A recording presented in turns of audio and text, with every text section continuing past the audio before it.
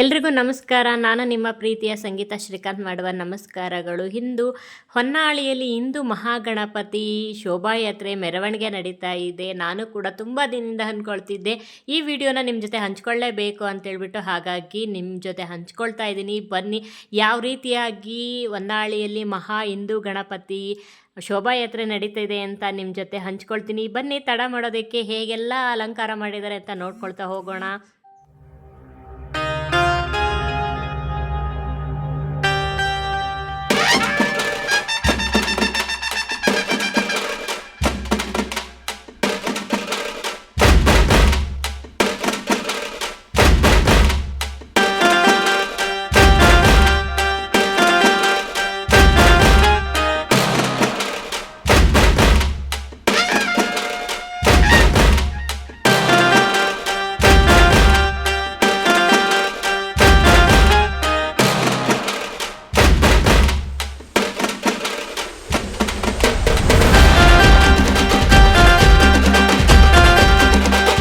ಎಲ್ಲಿ ನೋಡಿದರೂ ಕೇಸರಿ ಬಾವುಟಗಳ ಹಾರಾಟ ನೋಡೋದಕ್ಕೆ 2 ಕಣ್ಣು ಕೂಡ ಸಾಲ್ತಾ ಇಲ್ಲ ಕಣ್ರಿ. ಅಷ್ಟು ಚೆನ್ನಾಗಿ ಅರೇಂಜ್ಮೆಂಟ್ಸ್ ಮಾಡಿದ್ದಾರೆ ನೋಡ್ರಿ. ಇದು ಸಂಗೊಳ್ಳಿ ರಾಯಣ್ಣ ವೃತ್ತದ ಹತ್ರ ಎಷ್ಟು ಚೆಂದಾಗಿ ಅಲಂಕಾರ ಮಾಡಿದ್ದಾರೆ ನೋಡಿ.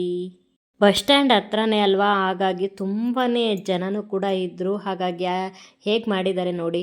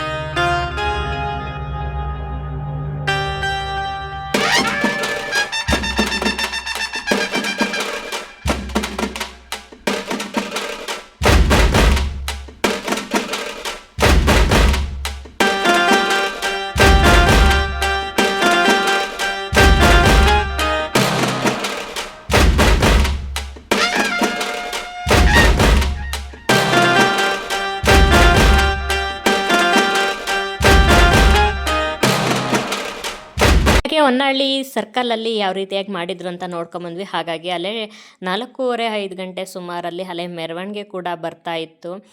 ಅಲ್ಲೇ ಮಠದ ರೋಡ್ ಹತ್ರ ಬರ್ತಾ ಇತ್ತು. ಆವಾಗ ನಾವು ಹೋಗಿ ಅಲ್ಲಿ ನೋಡಿದ್ವಿ ಎಷ್ಟು ಚೆಂದಾಗಿ ಮೆರವಣಿಗೆ ಬರ್ತಾಯಿತ್ತು. ತುಂಬ ಜನ ಸೇರಿಕೊಂಡಿದ್ರು. ನಾನು ಇದೇ ಮೊದಲನೇ ಸಲ ಹಿಂದೂ ಮಹಾಗಣಪತಿ ಹೊನ್ನಾಳಿಯಲ್ಲಿ ನೋಡ್ತಾ ಇರೋದು. ಹಾಗೆ ಇಷ್ಟೊಂದು ಜನನ ಅಂತ ಅಂದ್ಕೊಂಡೆ. ಬರೀ 4:30-5 ಗಂಟೆಗೆ ಇಷ್ಟೊಂದು ಜನ ಆದರೆ ಇನ್ನು ಸಂಜೆ ಅಷ್ಟೊತ್ತಿಗೆ ಎಷ್ಟು ಜನ ಬಂದಿರ್ಬೋದು ಅಂತ ನಾನೇ ಲೆಕ್ಕ ಹಾಕ್ಕೊಂಡೆ. ಯಪ್ಪ ಎಷ್ಟು ಜನ ಸಾಗರ ಅಂತೀರ. ನಿಜವಾಗ್ಲೂ ಹಿಂದೂ ಮಹಾಗಣಪತಿ ವಿಸರ್ಜನೆಗೂ ನಾನು ಹೋಗಿರಲಿಲ್ಲ. ಇದು ಹೊನ್ನಾಳಿಯಲ್ಲಿ ನಾನು ಮೊದಲನೇ ಸಲ ನೋಡ್ತಾ ಇರೋದು. ತುಂಬಾ ಖುಷಿಯಾಯಿತು.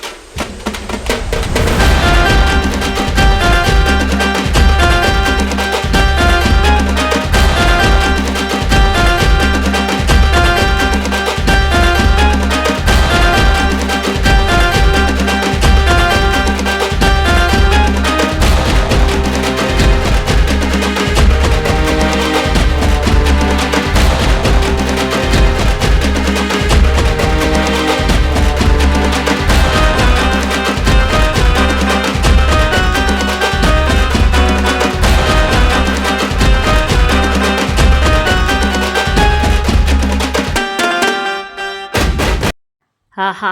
ಆ ಡಿ.ಜೆ ಸೌಂಡಿಗೂ ಇವ್ರು ಬಡಿತಾ ಇರೋದಕ್ಕೂ, ಡೊಳ್ಳು ಕುಣಿತಕ್ಕೂ ನಮಗೆ ನಿಂತೋರ್ಗೆ ಕೂಡ ಸ್ಟೆಪ್ ಹಾಕಬೇಕು ಅಂತ ಅನಿಸ್ತಾ ಇತ್ತು. ಆ ರೀತಿಯಾಗಿ ಡ್ಯಾನ್ಸ್ ಮಾಡ್ತಾಯಿದ್ರು. ಹಾಗೆ ಚಡಿ ಬಡಿತಾ ಇರೋದು ನೋಡಿಬಿಟ್ರೇ ನೋಡಿ ಎಷ್ಟು ಚೆಂದ ಡ್ಯಾನ್ಸ್ ಮಾಡ್ತಾಯಿದ್ರು ಅವರು. ಹಾಗೆ ಬಡಿತಾ ಇದ್ರು. ಅದನ್ನ ನೋಡಿದ್ರೆ ಎಲ್ರಿಗೂ ಕೂಡ ಅಲ್ಲೇ ನಿಂತ್ಕೊಂಡು ಹತ್ರನೇ ಸ್ಟೆಪ್ ಹಾಕ್ಬೇಕು ಅನಿಸುತ್ತಲ್ವ, ಹಾಗೇನೆ ಎಲ್ರಿಗೂ ಕೂಡ ಅನಿಸ್ತಾ ಇತ್ತು. ತುಂಬಾ ಚೆನ್ನಾಗಿತ್ತು ನೋಡೋದಕ್ಕೆ.